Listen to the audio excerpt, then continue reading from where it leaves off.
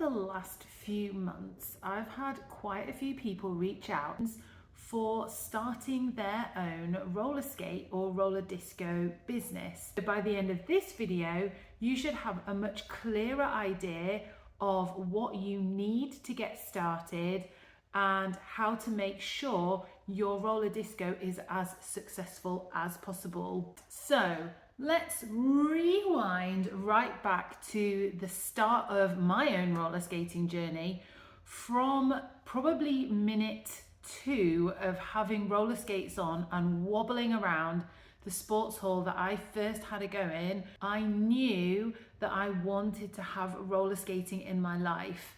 I'd only had a go when I was a child and a small child. I had those metal skates that were adjustable and wheels that didn't really roll. Roller Girl Gang was founded, and it was just intended to be a space like a club, but without any requirements, where people could get together and skate together and just provide that friendship and connection and like-minded people getting together.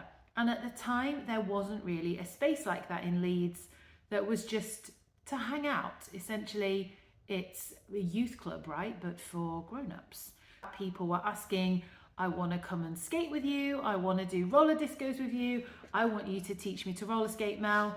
And how we went about that was very slowly, and I resisted it for quite a long time. I was saying, no, I'm not willing to teach people, because what if I give you suggestions, recommendations, or advice, and you do something and later you blame it on me? Actually, that's quite a scary thought, that you can be in charge of someone's safety, but potentially if they hurt themselves, which, let's be honest, on roller skates, that is quite easy. If they hurt themselves and it's a bad fall, or they really break themselves, I don't want someone to blame me. I didn't make them put roller skates on, but the society that we live in now, I think it would be really smart to be as cautious as you can be when you're taking an activity that is intended to be really fun, because it is easy to hurt yourself on roller skates, and falling is part of learning. But I know from much experience now, both in my own roller skating journey when I've made countless falls, but also in meeting other people, that we don't all view risk in the same way. So we now at Roller Girl Gang take steps to keep people as safe as possible, so they can actually relax and have fun, and they know that their safety is really at the core of everything. And that includes physical safety as much as we can, and psychological safety as much as we can. So we talk about creating brave spaces where people can feel included. It was always my vision to have a roller rink and a space that a community would be able to gather together and continue to connect. Now, it's taken a lot longer than I initially envisaged, but finally in 2024, I've managed to open a roller skate studio that serves as a permanent home for the community. But it has been an uphill climb, and it's not something that I would recommend is necessary for everybody. So if you're just about creating a roller disco, what do you need? Okay, let's go. 5 things that you need to make sure your roller disco is successful. The first thing you need is a name. You need to become the place or the name that is just becomes part of the language of, where are we going on Saturday night? Oh, we're heading off to blah, blah, blah, whatever you want to call yourself. Now, I think the name should, it becomes part of your brand, and the name should reflect probably the location that you're at, and a little bit about maybe what you're gathering. So this is the fun part. Choose a name, pick your colors, don't make it too complicated. The second thing you need is a place to meet. The meeting place is absolutely all important. It needs to be accessible for the people that you want to come. So who are these people? Number 3, define your customers. Who are the people that are coming to skate with you? Are you talking about a very small community? Are you in a village? Are you in part of a town? Are you a postcode area? And are you serving that small community? In which case, your location that you're meeting needs to be within that community. It will be not very smart to go beyond that and expect that community to travel to that location. So make sure that your space is located within that community. Now, when you're going around to potential venues, you are going to need to risk assess them. So you're going to be looking for steps on the inside. What's the floor like? Are there loads of cracks in the floor? Is it uneven? Is it going to mark easily? Are there wires and curtains and other storage things around the room that is going to become a problem for you skating in that space? Believe me, I have viewed a lot of community halls, of school halls, of general back rooms, village halls, you name it, I have probably had a look at them in some way, shape or form. Now, some of them won't even let you through the door. They are so concerned that you and your roller skates are going to mark their floor or damage the floor in some way. They possibly have been hurt by roller skaters before, or they've not had a great experience. I just leave those people alone. I'm not here to convince anybody that actually us as roller skaters, we need the smoothest possible floor. It's not about that. So I go to my sports hall, first of all, which has a hard surface, and try and find a suitable time. That's the other thing, you've got to find a suitable time that your potential customers can come along and skate in. Classically, for leisure activities, you are looking at evenings and weekends. Now, if you do not already have an established roller disco somewhere, if this is your very first venture, you might find it quite difficult accessing and securing that prime time. You might need to get your group together and agree to split the cost, maybe even just for 1 hour to start with. And as difficult as this is, I am going to urge you to go slowly and steadily. Build it and they will come. You may find that you need to start at a time that is not your ideal time because that's all that the sports hall have got. But if you can get that booking, secure that booking, show up week on week, you're leaving it clean and tidy and how you started, then you can build the trust between you and that venue.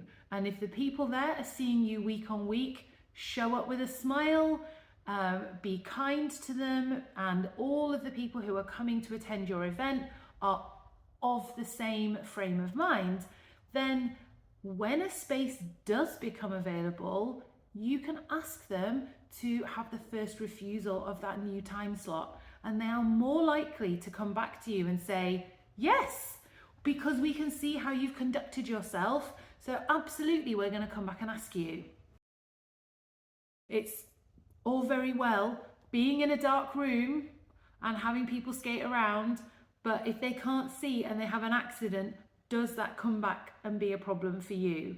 So how are you going to mitigate this? If you're selling tickets, you are liable. I would strongly suggest that you speak to the sports hall and you can see if you are covered under their public liability insurance to make sure that should any accidents happen, that no one is going to try and claim on you, because as we said earlier, roller skating and accidents is very, very easy. If you are not selling tickets, then you can say you are a private members club and you all take responsibility, and you may be able to get away with not having insurance. It is risky because it just takes somebody to say, can I bring my friends? Can I bring so-and-so? and it soon spirals into being something much more than just a few friends gathering together and splitting the cost of the sports hall. Okay, so I'm just urging a word of caution. The fifth thing that you will need is the gear. You are going to need some roller skates, right? Well, are you? That's the biggest challenge. Amassing enough hire skates and protective equipment so that you can invite people who are not already roller skaters or own their own equipment to come along is one of the biggest challenges, because unlike some activities like dancing or discos or running, you know, where essentially you've already got some gear, roller skating has a higher barrier to entry because it requires an initial investment of the roller skates and the protective equipment. You then also need a clean, dry space in order to go and have a go at this activity to have a semi-successful outcome and at least a good time. Even if your clean, dry space is outside on a basketball court, it still needs to offer some safety and security. You're not going to use a public road, right? Probably not if you're asking people for money anyway. At first, again, you might just do this testing at first. I again strongly suggest you ask people who have already got their own kit. You might say, listen, we want to do this because we want people to just have a clean, dry space, somewhere to go in the winter when it's wet on the ground and they cannot roller skate outside. Let's offer something on a weekly basis where you can come for an hour if you've got your own gear. You're going to have people complain that you're not including them, right? Now, you need to be strong at that point. You are going to have to just dig deep, reach out and say, Mel, this is tougher than I thought it was going to be. Don't worry, you are not here to please everybody. You can say to people, if this is true, that in time you will be reinvesting the money that you've been making that is beyond the money that pays for the sports hall into purchasing equipment. You can put a call out to your local community and ask for donations of roller skates and equipment that has been finished with. Again though, a word of caution about second-hand gear. If you are hiring out gear, you are responsible for the maintenance of that gear, and definitely you need to make sure it is safe to use.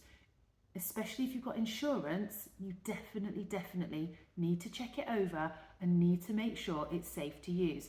If you don't know much about roller skates, this is going to be a really tricky thing for you to decide.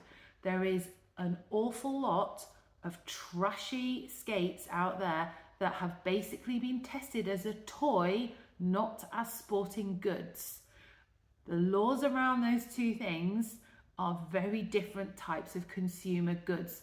So be very careful if you are taking second-hand products and offering them back out for resale. For hire. Your goodwill, like the kindness that you're coming at this space, and I have met you, roller skaters. I know what you're like. We are passionate. All you want to do is spread a bit more joy in the world, and it just takes one person who is not on the same wavelength as you, or has a poor experience and is not willing to be accountable for themselves, to make your life a bit miserable, and it will put you off forever. And I don't want that to happen. We cannot grow roller skating in the UK and roller discos without people like you wanting to do this for the community that you're based in.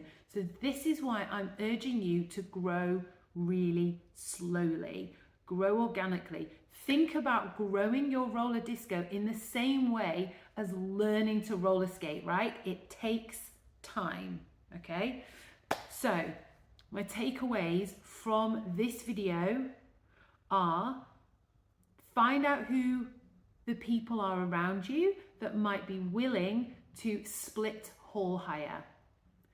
Chat to a local sports hall, find an hour of time available first. The other thing with your sports hall is if they've got chairs there that you're able to put out, or benches to use, or if you're just going to sit on the floor to get ready. But whatever pack up and take down time you do normally also have to book out and pay for.